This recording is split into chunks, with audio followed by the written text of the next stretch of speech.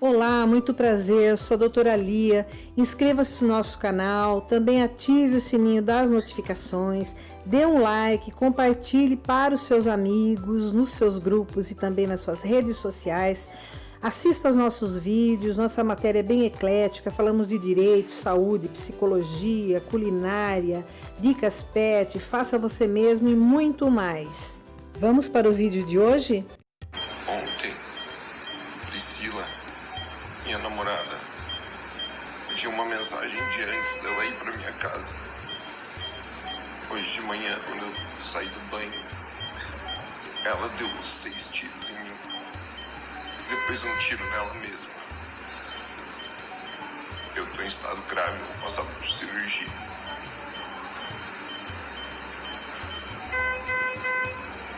Padre Vinícius, sabe o que aconteceu? A Juliana também.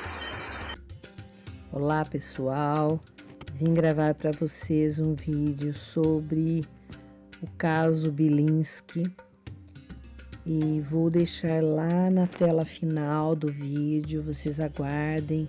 Vou deixar os 3 outros vídeos que fizemos sobre o caso. Na verdade, é praticamente obrigatório que se assista antes os 3 vídeos para vocês poderem entender bem que hoje estamos trazendo a parte psicológica do caso.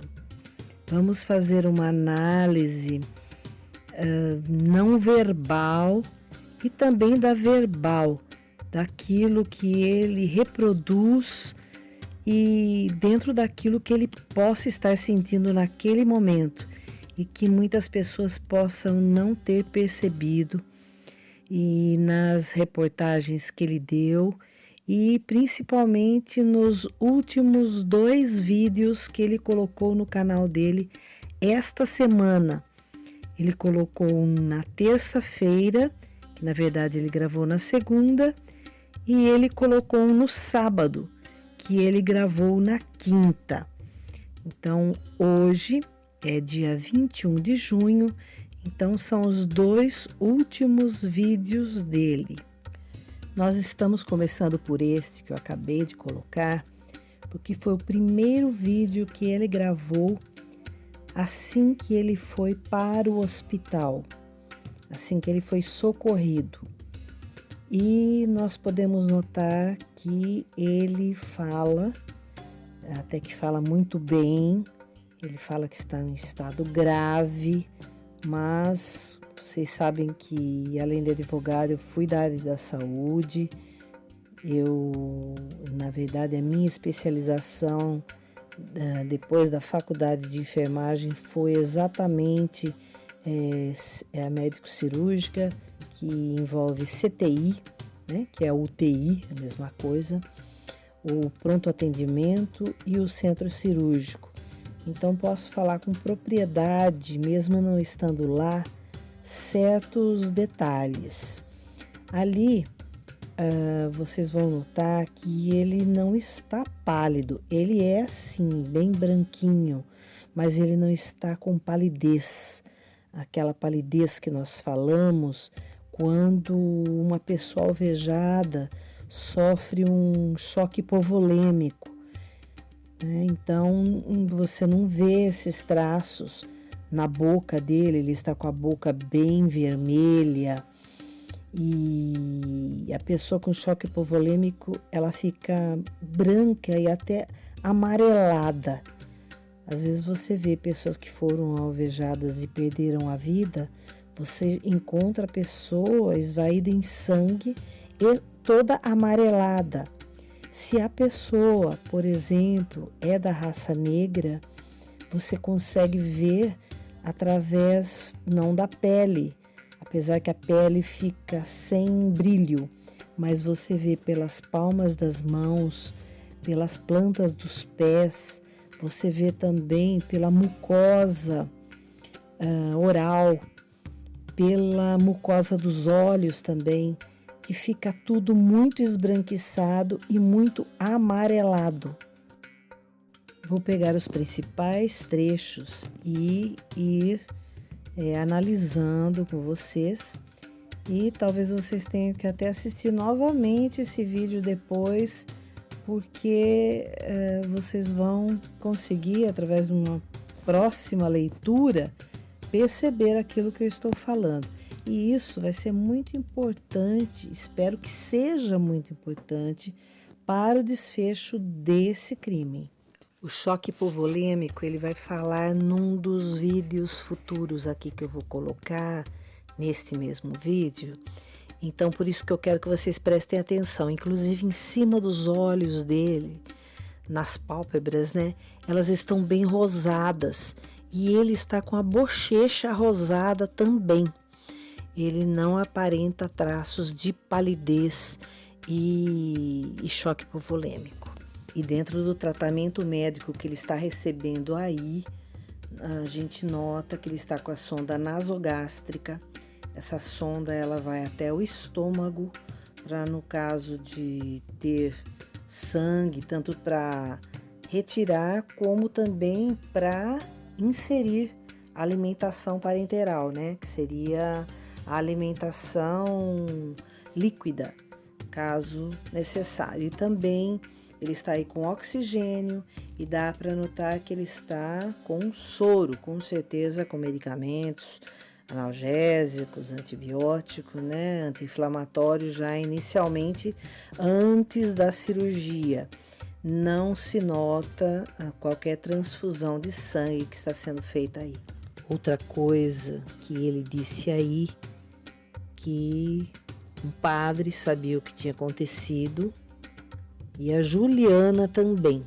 Essa Juliana é exatamente a ex-namorada dele, que inclusive levou até a delegacia, que vocês viram nos outros vídeos que eu coloquei, toda aquela mensagem do celular trocada. Então, gravem bem isso, que nós aqui vamos discutir isso também, essa parte.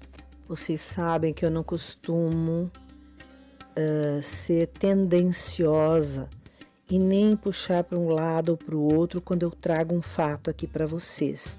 Mas, mediante aquilo que vou percebendo, vou comentando sim.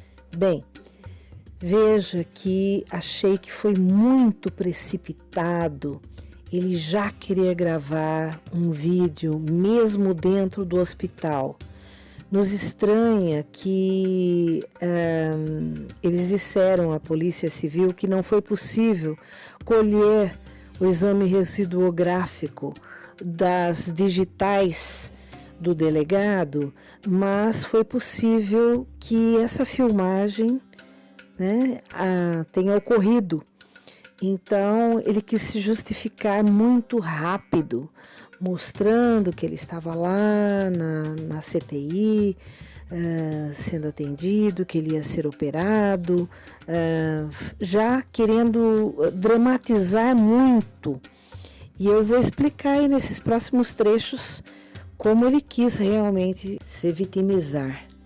Notem vocês que quando ele fala que a Priscila atirou contra ela mesma, ele levanta a sobrancelha esquerda.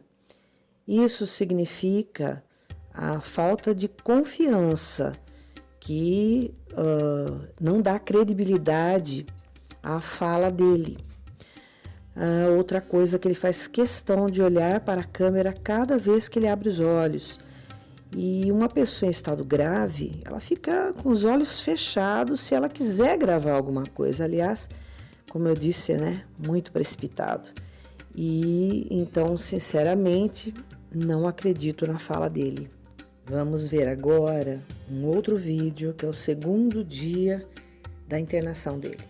Pessoal, acabei de receber a notícia que eu vou ter que passar por mais 2 cirurgias, uma no abdômen e uma no peito, para tirar projéteis de arma de fogo. Se Deus quiser, vai dar tudo certo. Eu preciso do apoio de vocês, tanto com doação de sangue, quanto com coração.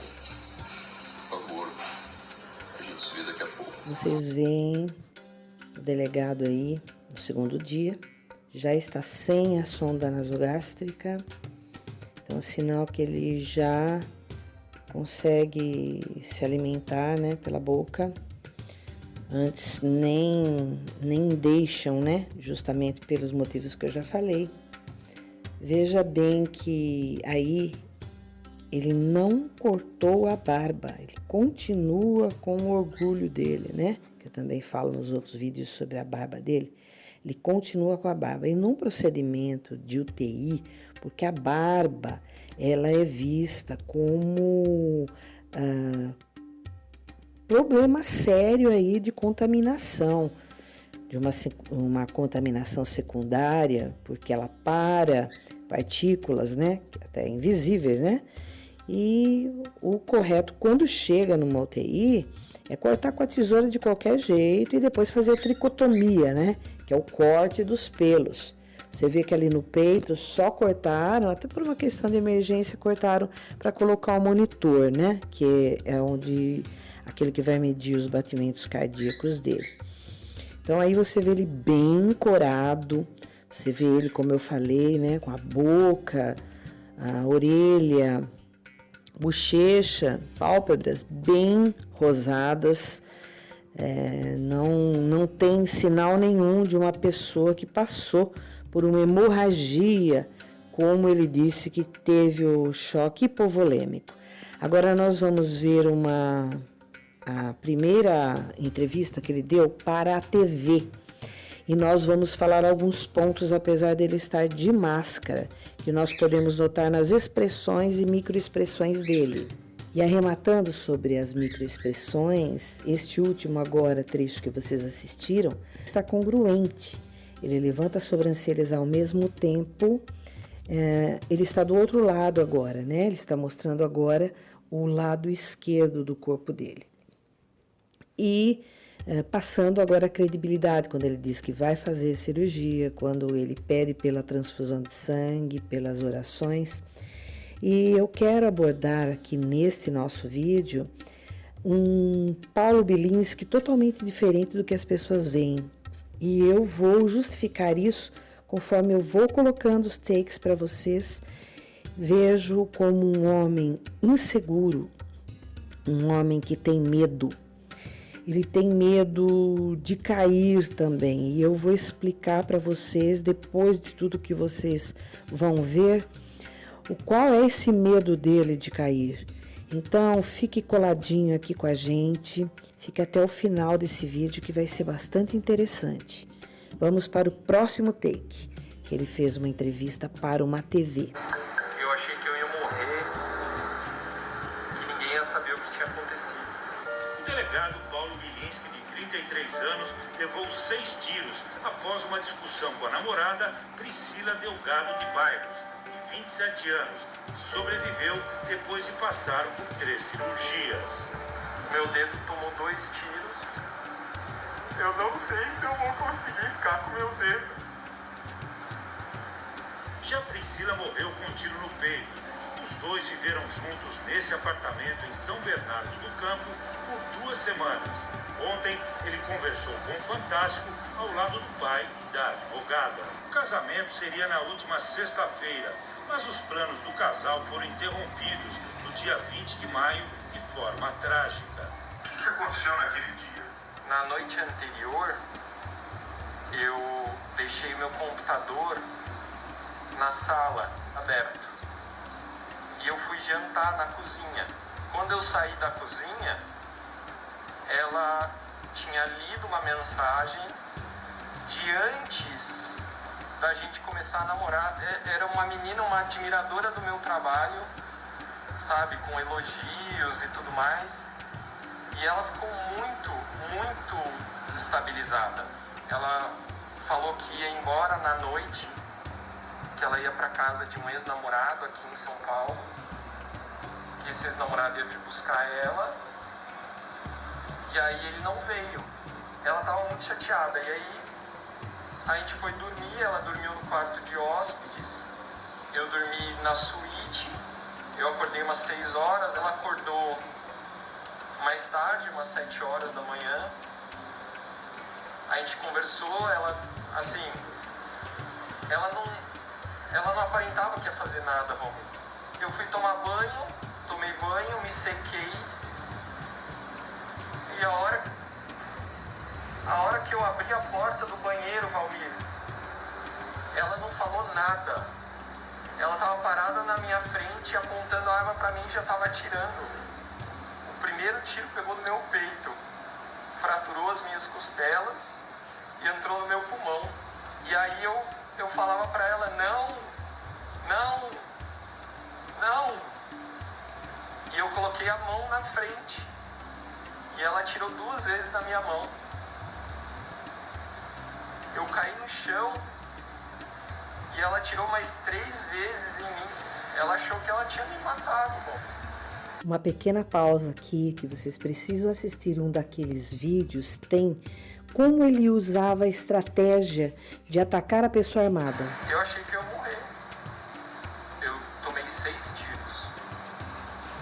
O senhor chegou a ver ela atirando contra o próprio peito? Como é que foi esse momento? Eu vi que ela atirou nela. Eu não consegui acreditar. Você entende que não faz sentido? Não faz sentido. Mas o senhor conseguiu sair de dentro do apartamento? Eu me arrastei pra fora. Eu tava sangrando muito, eu não conseguia ficar em pé. Além de atuar como delegado, Paulo dá aulas de tiro e usa as redes sociais para falar sobre armas. No dia da tragédia, a polícia encontrou 5 armas no apartamento dele. Mais uma pequena pausa, pessoal. Estou colocando aqui 2 folhas do boletim de ocorrência, onde mostra que outra arma também foi apreendida. Ela se chama Upper. Vou colocar aqui a foto.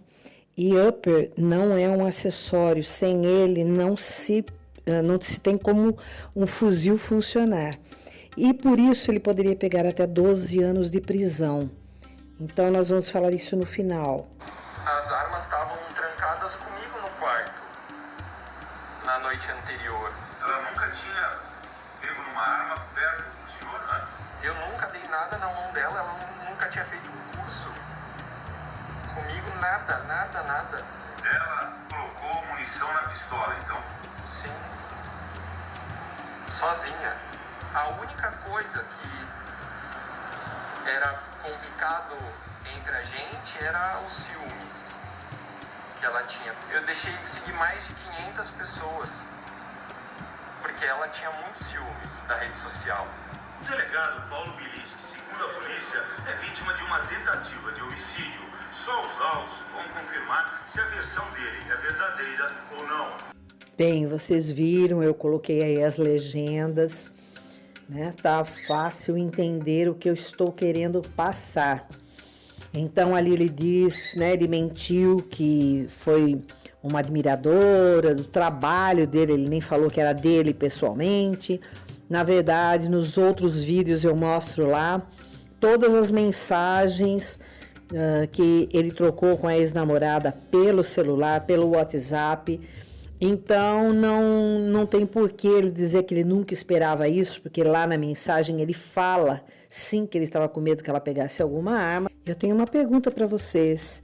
Há 5 dias do casamento, se tivesse havido essa cena de ciúme, quando ela disse que simplesmente o namorado, ex-namorado ia buscá-la, será que a outra pessoa não diria, não, meu amor, eu te amo, para de ciúme, nós vamos nos casar, vamos ser uma só pessoa, uma só carne, não fique assim.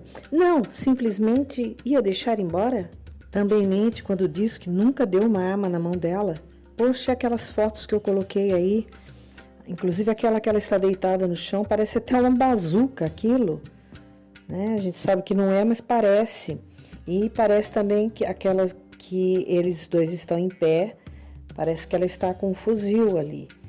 Então, como não? Inclusive, ela está com roupa de batalha, como ele, a roupa que ele usa lá para ministrar as aulas de armas, de estratégias, que vocês podem ver que também eu inseri nos outros vídeos.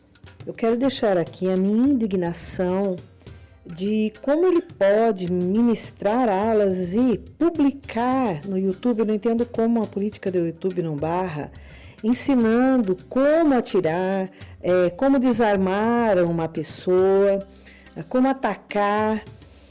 Então, ele tem que ver que muita gente que assiste é bandido querendo aprender como se faz isso. Então, acho assim, bem antiético, bem amoral, sabe? Esse tipo de conteúdo, que é um conteúdo, na minha opinião, é uma apologia ao armamento, sabendo que nós vivemos no Brasil numa política de desarmamento.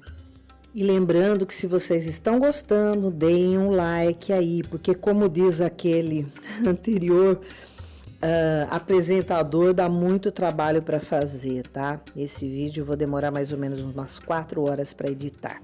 Então, dá uma força pra gente aí. Obrigada. Essa atualização é só para vocês entenderem como eu tô. Minha voz está muito fraca, a respiração é difícil, porque eu tenho uma fratura na costela aqui na frente e o meu pulmão foi perfurado. Então eu tenho dificuldade em respirar, dói muito. Eu tenho uma fratura na bacia, na perna direita, a perna tá dura e bem inchada, é difícil de mexer. Não consigo levantar sozinho, não consigo andar sozinho, mas graças a Deus a minha família está aqui para me ajudar. A minha mão também, a gente não sabe quanto tempo vai demorar para melhorar. Na verdade, a gente não sabe se eu vou conseguir manter o dedo. Isso aí vai mais ou menos uns 3 meses para ver se o osso consegue se grudar. Tá? Eu ainda tenho um pouco de febre. Estou fazendo bastante fisioterapia. Todos os exercícios que eu consigo fazer eu estou fazendo. E cada dia é uma vitória. Existem basicamente duas espécies de batalhas na nossa vida. Aquelas que a gente escolhe. Então, quando você escolhe, você fala, eu vou, por exemplo, passar no concurso. Você vai, estuda e se dedica. E existem aquelas batalhas que são colocadas na nossa vida por Deus, para que a gente lute e cresça. Não sei vocês, tá? Respeito a opinião de todo mundo, mas eu não o vejo com uma voz fraca, uma dificuldade para respirar. Não vejo nada disso, até porque ele poderia não usar máscara, ele está na casa dele, com certeza com um tripé ali, porque você vê que a imagem não oscila, então ele está sozinho, acredito que dentro de casa com o pai, e acredito que André seja o irmão dele, né, que ele vai falar em outros vídeos do pai do André, que cuidam dele, que estão agora na casa dele, né, não moravam com ele, mas estão lá para cuidar dele. Eu acredito que entre eles não usem máscaras, né? Tanto que nos próximos vídeos ele vai estar sem máscara, o pai chega perto, o André chega perto, vocês verão. Então, assim, se ele tem dificuldade para respirar, aí mais ainda que ele deveria não usar máscara dentro de casa. Uma outra coisa que acredito que ele ainda esteja se vitimizando. Eu não digo para vocês que ser atingido de uma forma ou de outra com 6 perfurações pelo corpo, alguém vai simular isso. Claro que existe gravidade, existem riscos que ele teve muita sorte de não atingir um órgão vital, uma artéria principal, uma veia principal, porque existem veias de calibres maiores do que certas artérias. Então, ele teve muita sorte, acredito sim. Eu não vou concordar com a narrativa dele quando ele diz que Deus tem um propósito, né? Para a pessoa aprender e tal. Porque assim, que as coisas acontecem na vida por Deus. Imagina só se Deus queria que aquela menina morresse dessa forma. Então, acho que isso aí não é para aprender. E isso aí a gente vai poder desenvolver conforme eu vou colocar outros takes aqui para vocês, e vocês vão notar essa fraqueza que todo mundo acha, que ele é o tal, ele é o forte, ele é o entusiasta. Eu não vejo dessa maneira. Inclusive, gostaria de fazer uma outra pergunta para vocês. Se vocês souberem que Paulo tem mãe, ou com todo respeito, tá bom?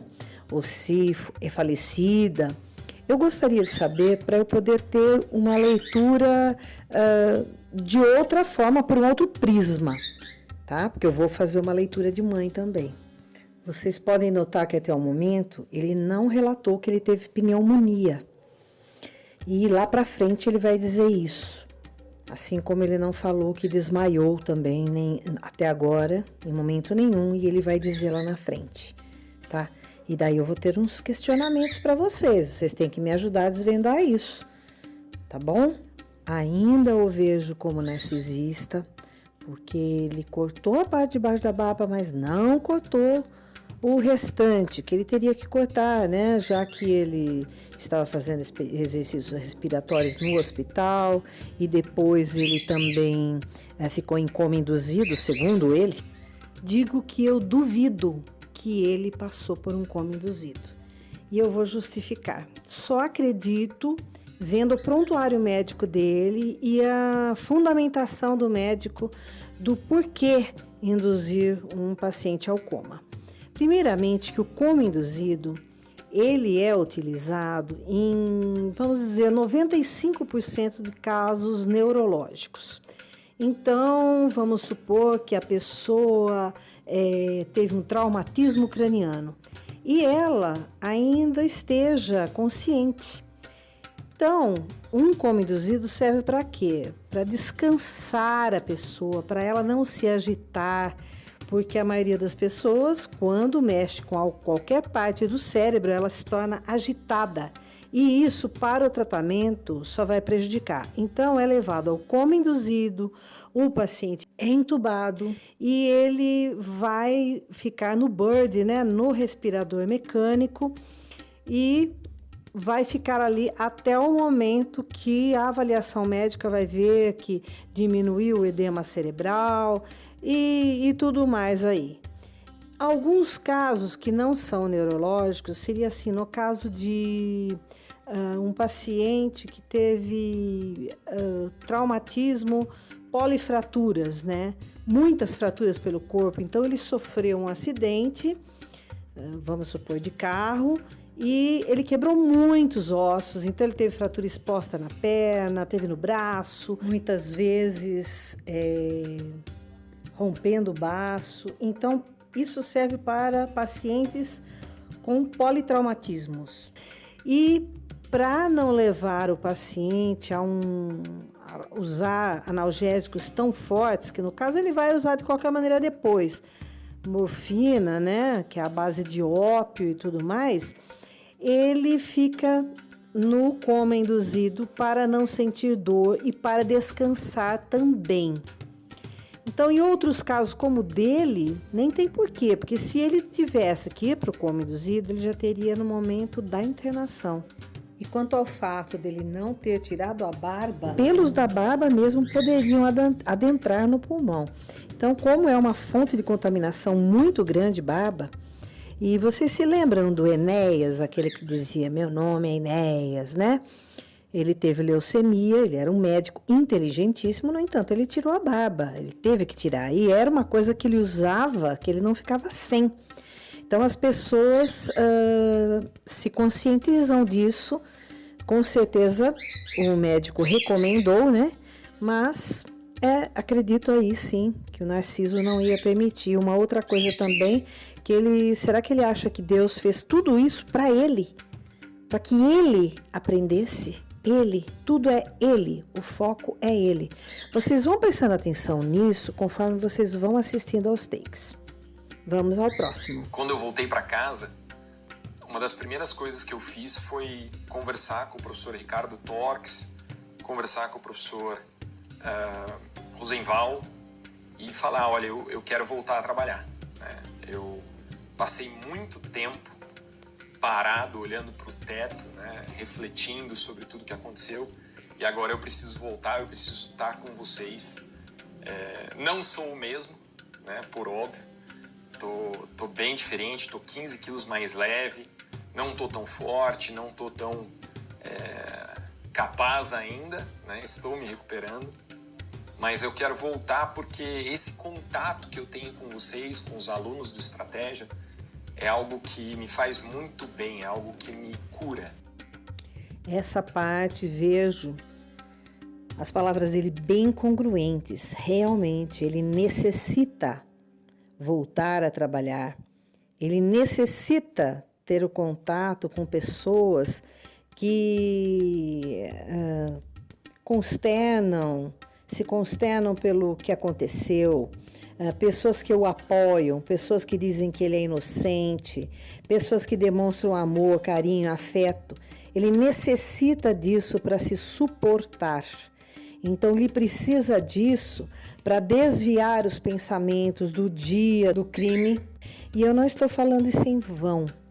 Vocês verão mais para frente aí do que eu falo. Quando ele muda repentinamente de humor, né? Ao passo que ele está com esse sorriso largo, daqui a pouco ele está com a boca da vergonha, né? Segurando, fechando a boca com força, né? Os lábios, retraindo os lábios com força. Em alguns momentos, na maioria dos momentos, ele olha para o lado, lembrando do passado lembrado, e em algumas ocasiões para o outro lado, que é o lado lúdico, é aquele lado que ele está fantasiando. Isso são fatos científicos. O Paulo Bilinski, ele é uma pessoa bem inteligente.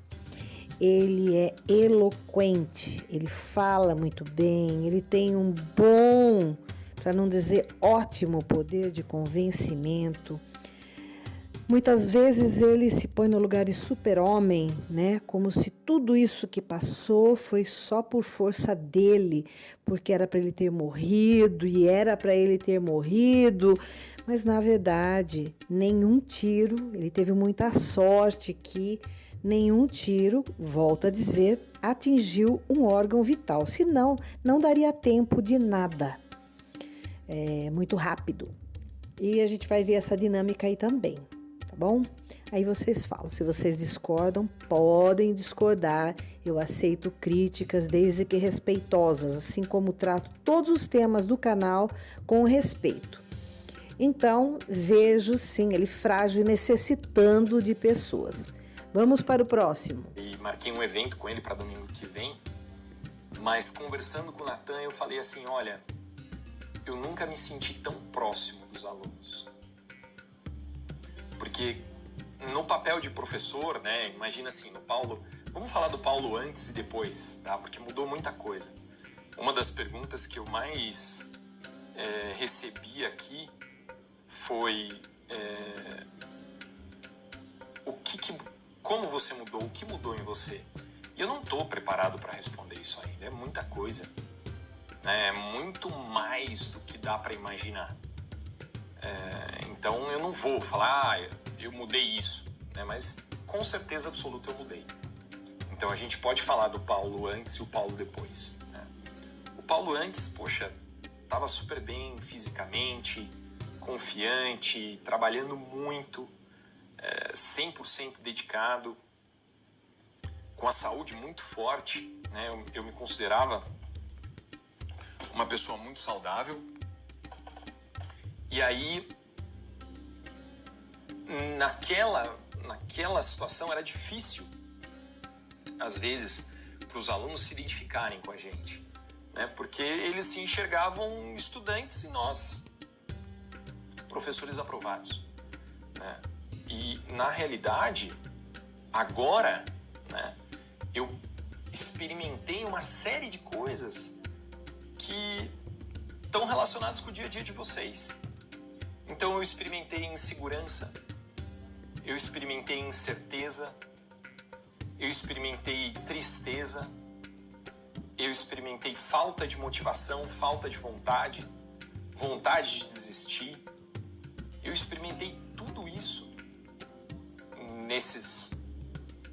hoje é dia 15, faz quase um mês, né? Foi dia 20 do mês passado. Então, nesse mês que passou, eu passei, né, eu experimentei uma série de sentimentos que são os sentimentos que vocês têm no dia a dia como alunos. Então, eu acho que isso é uma das coisas que me fez sentir ainda mais próximo de vocês, ainda mais conectado, né, com o aluno do Estratégia, a pessoa que está assistindo o Motivação para o Combate. Então, eu vou destacar algumas coisas que aconteceram, eu vou comentar algumas coisas que aconteceram e eu quero que vocês, junto comigo, me ajudem a tirar as conclusões sobre o que se passou. Eu, logo depois de ser baleado, eu desmaiei. Eu senti os meus ouvidos enchendo, sabe? Eu não sei se vocês já tiveram uma experiência dessas na vida, mas é como se o ouvido fizesse assim, sabe? Estivesse enchendo de água, né? Eu senti os ouvidos enchendo e eu perdi a consciência. Pela sequência, né? Eu sou professor de medicina legal, né? Vocês sabem disso, é a minha matéria. Quando uma pessoa é baleada, principalmente no peito, no braço, nas pernas, como eu fui, ela perde muito sangue.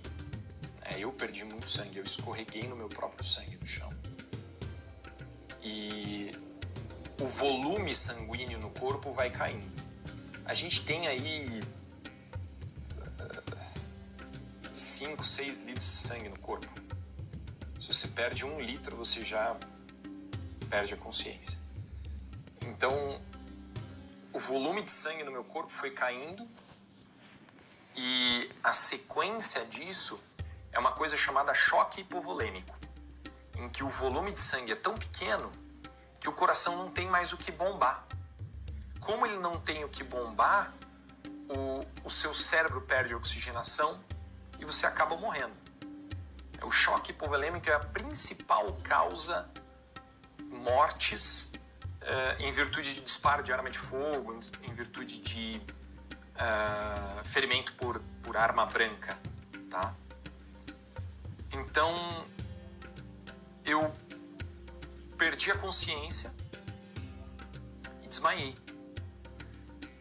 Eu desmaiei já com uma sensação de que eu não ia voltar. Eu desmaiei já com uma sensação que aquele era meu fim.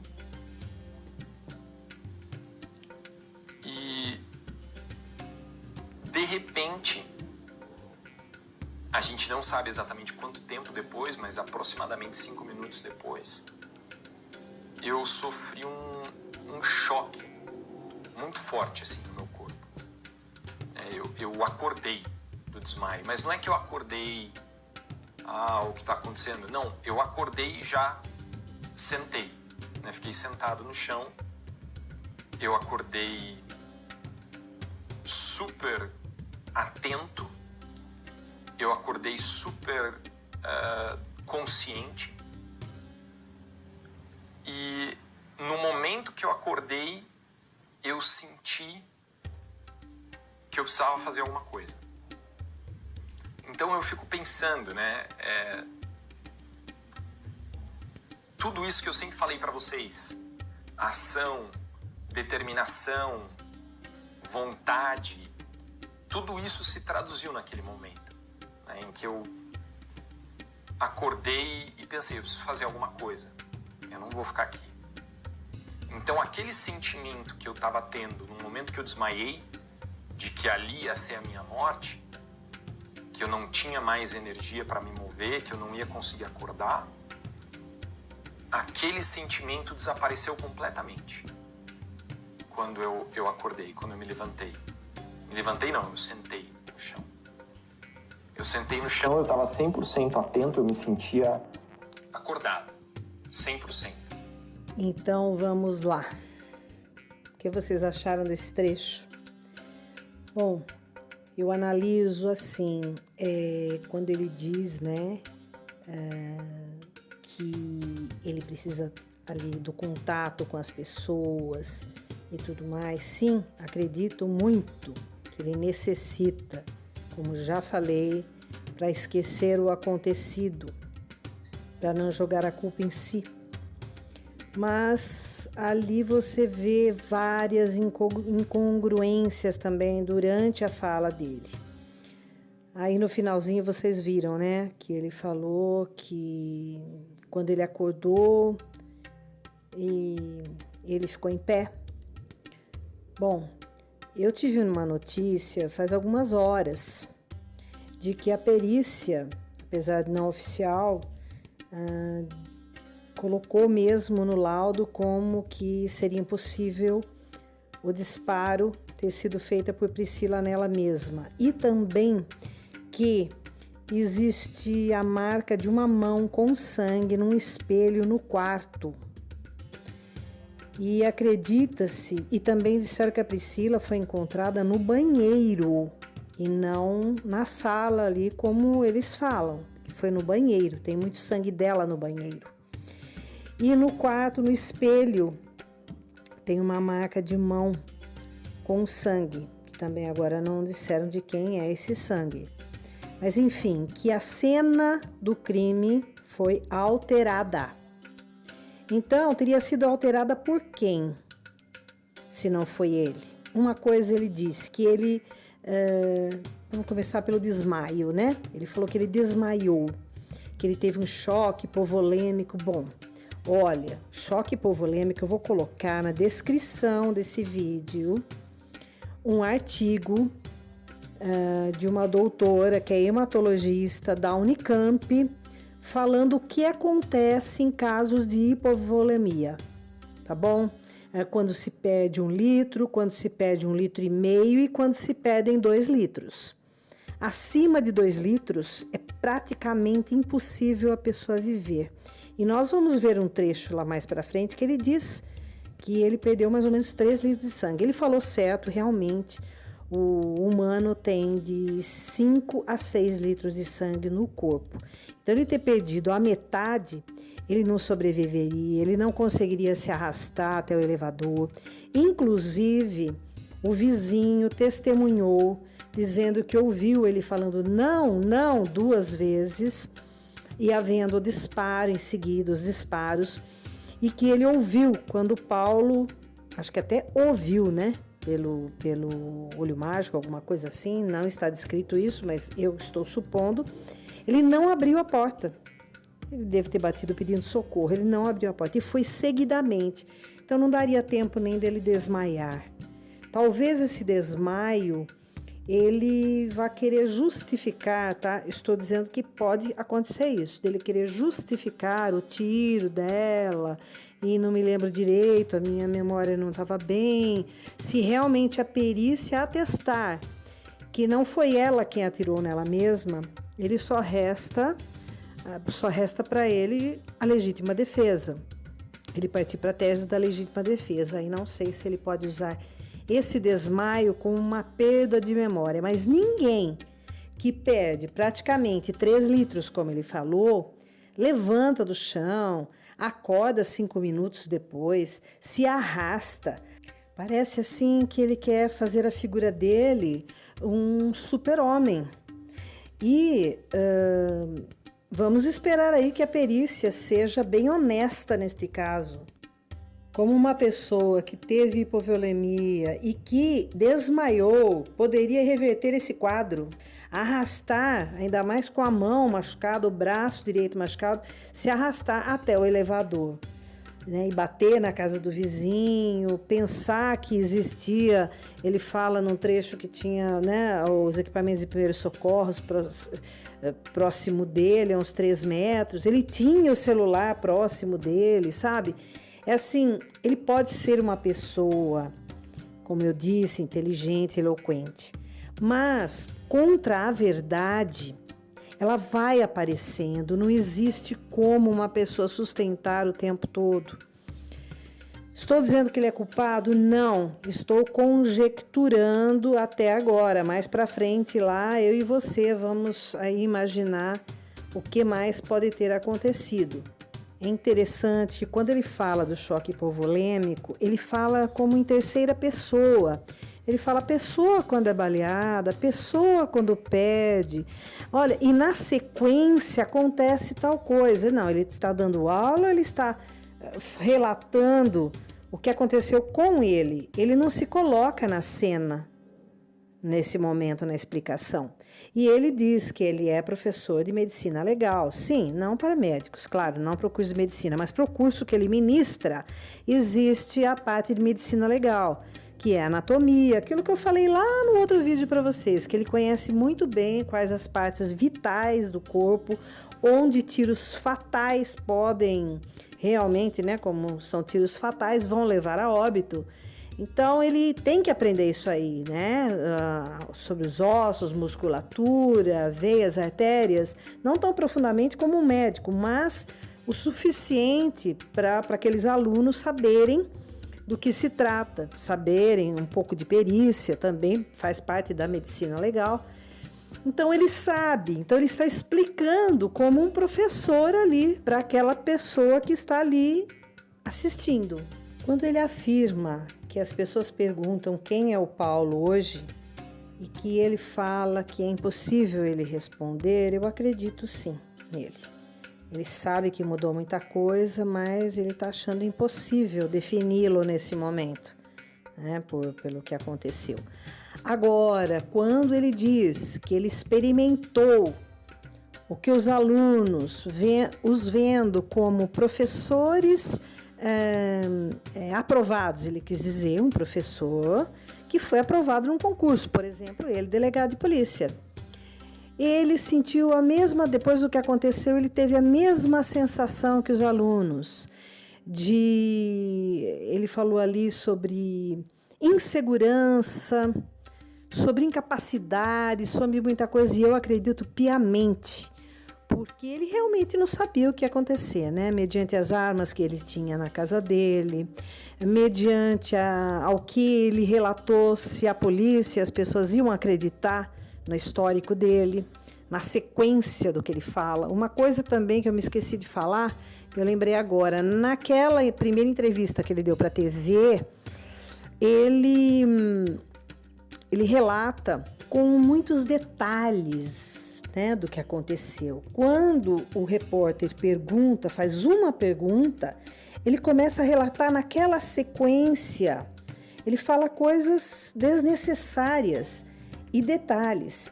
E todas as outras vezes que ele falou exatamente na mesma sequência com os detalhes. Ele, sendo delegado de polícia, ele sabe que isso é um motivo de desconfiança da pessoa querer afirmar tanto uma coisa e com a riqueza de detalhes, com aquelas pausas que ele fez, né, para continuar falando. Na hora que ele chama o repórter pelo nome, que não foi uma vez só, Valmir, ele traz o repórter para perto dele. Isso é uma técnica. Ele traz o repórter para perto dele como um relacionamento afetivo, como para a pessoa se condoer e acreditar nele. Isso são técnicas da psicologia e também direcionadas à criminologia.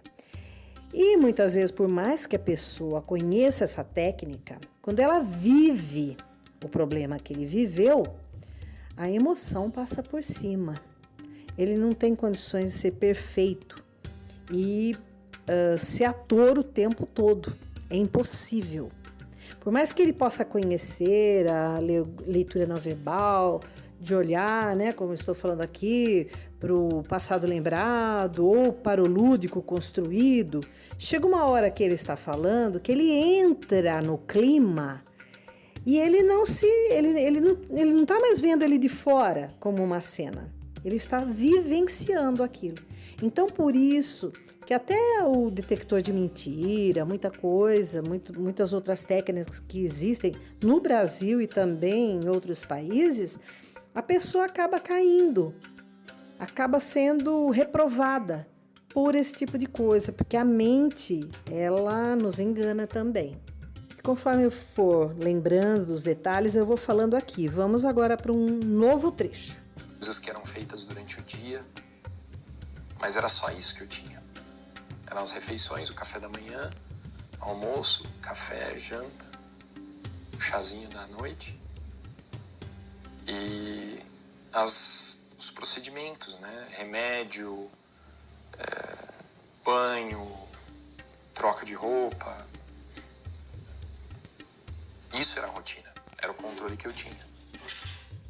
Mas no fundo eu ficava olhando para uma saída de ar no teto, uma saída de ar prata. Eu ficava olhando para aquilo. Era a única coisa que eu podia fazer. E pensando, né? Pensei muito.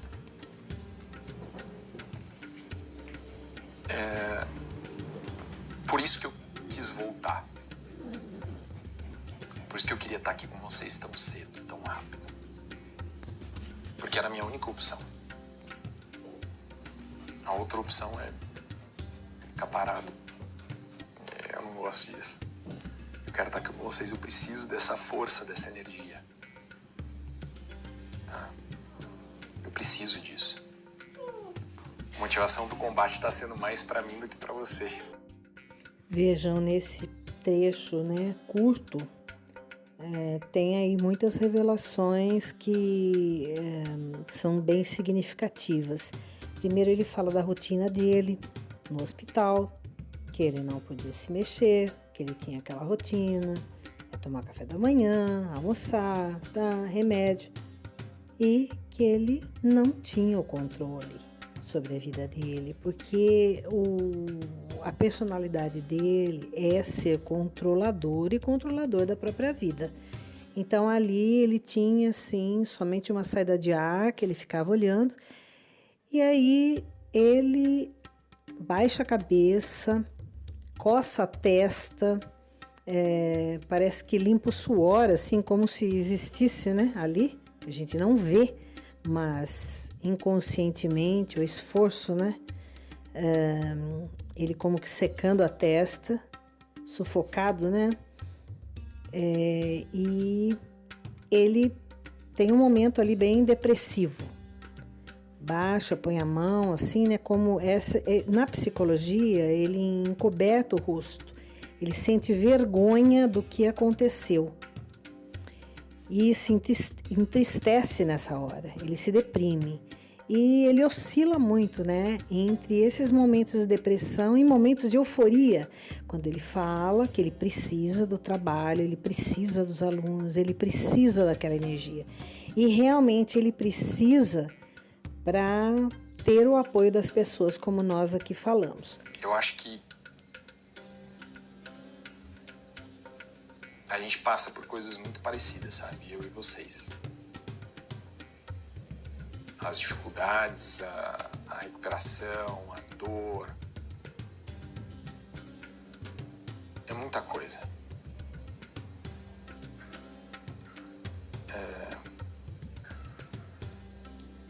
É difícil, sabe? É difícil falar. É difícil explicar.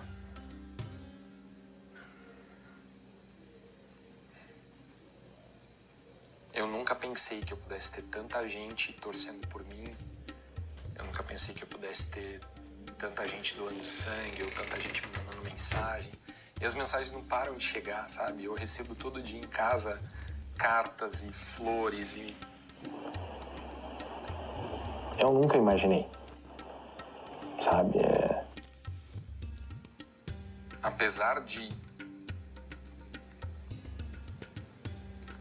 Apesar de toda a dor, eu me sinto bem.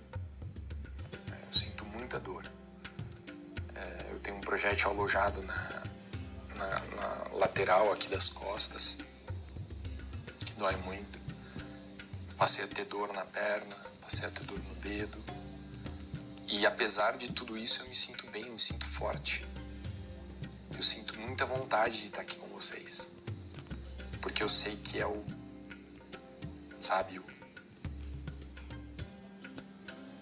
a forma correta, né, de seguir a vida. E aí eu resolvi que eu ia tentar me socorrer. Né? Eu acho que esse foi outro momento decisivo. Né? Foram vários momentos decisivos. Mas esse especificamente foi um momento muito decisivo, em que eu falei para mim mesmo vou me socorrer, eu não vou ficar aqui. Eu não vou ficar aqui esperando. E eu me arrastei, né? Eu tentei levantar, mas eu não consegui levantar. Não sei se porque eu já tinha sangrado muito, ou porque eu tinha uma fratura na perna direita, minha perna esquerda também estava baleada. Então eu não sabia o motivo, mas eu sabia que eu não conseguia levantar. Eu tentei e não consegui. Quando eu cheguei no hospital, eu estava muito tranquilo. Assim, isso me contaram depois, né? Eu mesmo não lembro de todos os detalhes. E eu expliquei calmamente para a médica o que estava acontecendo comigo, né? Eu nem sei se eu falei dos outros ferimentos. O que me preocupava muito era o peito, porque eu não conseguia respirar. Nesse trecho nós vemos que ele não acreditava, né? Que as pessoas iriam apoiá-lo. A gente percebe que ele fica bem sensível quando ele fala nisso, quando ele fala, na verdade ele se refere, né, ao dia fatídico, porque ele abaixa a cabeça, ele engole, ele faz pausas, né, ele fica introspectivo. Então, assim, ele alterna muito rápido o humor. E quando ele diz que, apesar de tudo, ele está bem, ele nega com a cabeça. Ele pode estar bem fisicamente, mas, sinceramente, não acredito que ele esteja bem psicologicamente, né, espiritualmente, não aparenta. Aparenta, sim, uma oscilação muito grande. Também quando ele fala que ele não tinha forças para levantar, mas também ele viu que os ferimentos não eram tão graves, ele resolveu tomar uma atitude, sair dali. E seria a atitude mais errada que ele poderia tomar como um professor de medicina legal. Porque se alguém é baleado, é esfaqueado, onde a pessoa está perdendo sangue, perdendo líquido e corpóreo, o que ela tem que fazer é ficar imobilizada o máximo possível, sem se mexer, respirando bem, tentar ficar consciente e ficar calmo, justamente para não haver uma taquicardia, né? Para que não aumente os batimentos cardíacos mais ainda.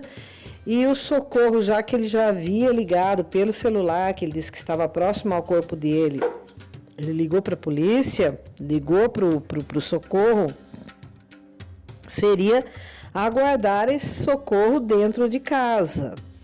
Me admira o porquê ele quis sair do apartamento, já que ele disse que viu quando Priscila deu um tiro em si mesma. Também não consigo entender como ele disse não conseguia levantar, como ele conseguiu abrir a porta do elevador e como ele conseguiu apertar o botão do elevador, já que ele estava rastejando. Ele não conseguia erguer o próprio corpo. Então, vamos aguardar a perícia. E no próximo vídeo, nós vamos fazer essa parte 1, a parte 2. Temos 2 entrevistas. Na verdade, o primeiro é um vídeo, é o último vídeo do canal dele, e o segundo, sim, é uma entrevista.